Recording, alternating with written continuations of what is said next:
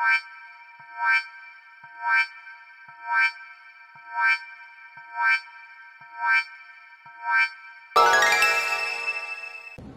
araw mga bata. Magandang araw, teacher. Sana handa kayo para sa isang makabuluhan at masaya nating talakayan ngayong araw. Ako nga pala si Bibiling Liburan. Naanyayahan ko kayo na tumayo para sa ating panalangin at manatiling nakatayo para sa ating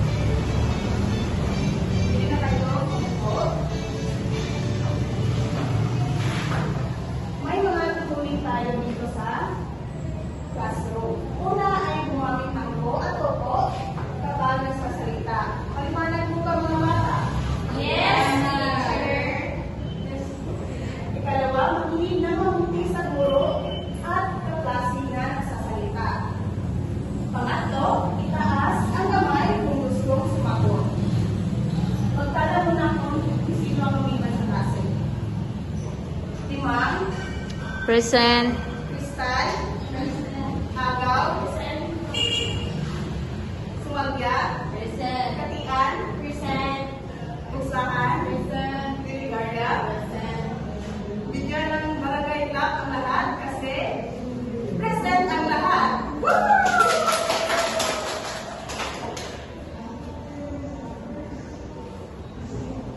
May nagingin tayo sa naging na ito. Pagkatapos ng talakayan, ang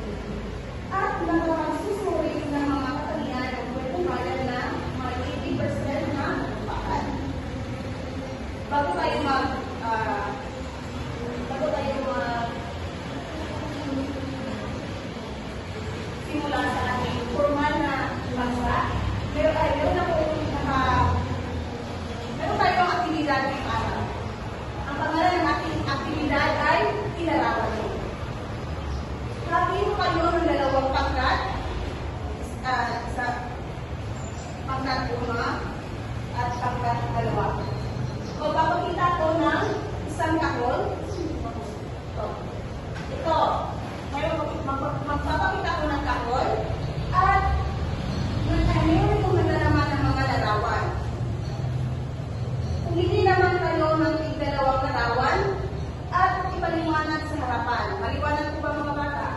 Yes, teacher. Simulan na tayo? Yes. Go. Go.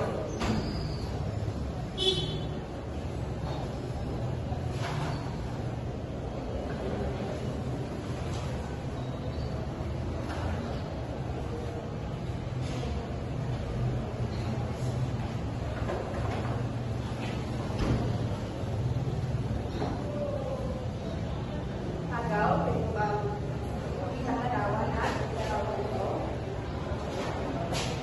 May handa akong sagot. Ano naman kita mo sa larawan? Para na siyang bulsa. Tama. Ikalawang sagot.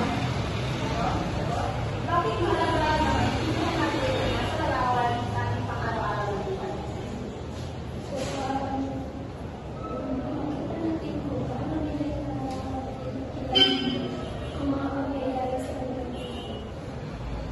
Salamat. Third one na.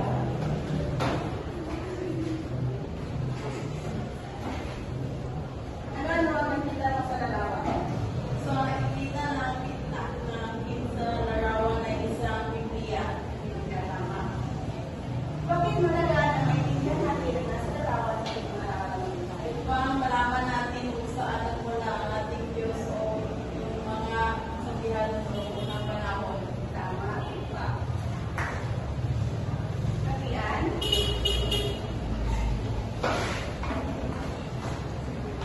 Ano ang nakita mo sa larawan? Ang nakikita ko sa larawan ay isang buong kahoy. Bakit mahalaga na maintindihan natin na nasa larawan sa ating pang-araw na buhay? Dapat natin maintindihan ng punong kahoy ay kailangan natin sa pang-araw-araw dahil ito ay nagbibigay ng result upang tayo. Ito ay tumutulong sa atin upang tayo makahinga sa araw-araw. Crystal? Ano ang Ang nakita sa nakikita larawan? ko naman ay mga iba't ibang kayo. Bakit mahalaga na maintindihan? Mahalaga sila sa ating araw-araw na buhay dahil mahalaga sila. At nakatulong din sila. Salamat. Yung mga sagot ay tama.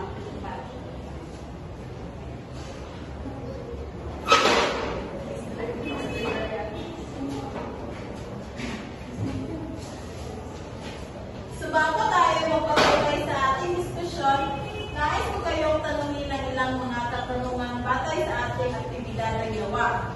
Una, bakit kaya iba-iba ang sagot ninyo tungkol sa pinagmulan ng isang bagay? Okay, Annie? Sir, dahil meron kaming sarili pananaw tungkol sa mga larawan na kita namin. Tama. Base sa ating pinagmulan, kaya may iba't ibang pinagmulan ng isang bagay na nandito sa ating paligid. Ngayon naman ay, ano-ano ang kahalagahan ng ganitong mga kwento sa ating kultura at paniniwala? Yes, pagsahan. Kung ngayong pagsahan, bakit mahalaga ang mga ganitong kwento sa ating kultura? Bakit mahalaga?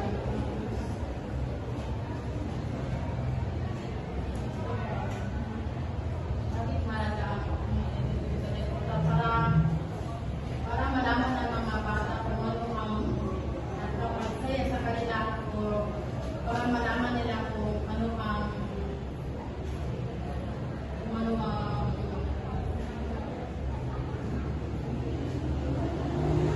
okay, tama. Ang batay sa sagot ni Buksahan, ang ating kultura ay nahuhubog batay sa ating mga pinagmulan o kaya ay kwentong bayan. Ngayon naman ay ano-ano sa tingin ninyo ang ating bagong paksa ngayong araw? Okay, Crystal, tumayo ka. Ito sa kwentong bayan. Okay, tama. Ngayon naman ay ating ipagpatuloy ang ating bagong paksa.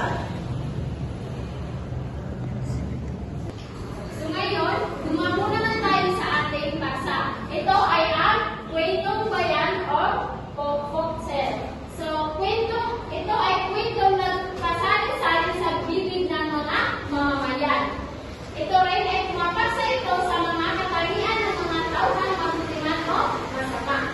Nagpapakita rin ito ng katutubong kulay tulad ng pagbabanggit ng mga bagay, lugar, hayop o pangyayari. So may apat tayo na kategorya. Una ay ang alamat. Ang alamat ay tumutukoy sa leyenda o legend sa English na ang ibig sabihin ay isang uri ng kwentong bayan na nagsasalaysay tungo sa pinagmulan ng bagay-bagay. Again class, ano ang alamat? Ito ay tumutukoy sa pinagmulan ng bagay-bagay. Tama. So pangalawa naman ay ang mito. Ang mito ay kwento na binubuo ng isang particular na religion o paniniwala kagaya ng mga Diyos at Diyosa. Ano nga ulit ang mito class? Iniwala kagaya ng mga Diyos at Diyosa. Tama. Ang pangatlo naman ay ang parabola. Ang parabola ay isang maikling kwento, may aral na kanantong hinangumula sa Biblia. So pangapat naman ay ang parabola. Ang parabola ay isang kwentong pangbata na may tinuturong aral. Kadalasan ang mga maganap sa kwento ay mga hayop.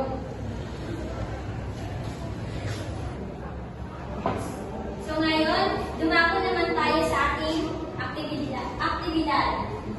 Ito ay kwentong bayan.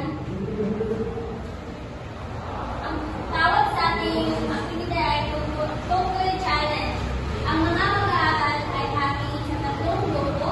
Pagkatapos yung basahin ng isang kwento ng iba't ibang uri ng kwentong bayan na kailangan tungkuyin ng bawat grupo sa pamamagitan ng pag-obserba ng mga ito.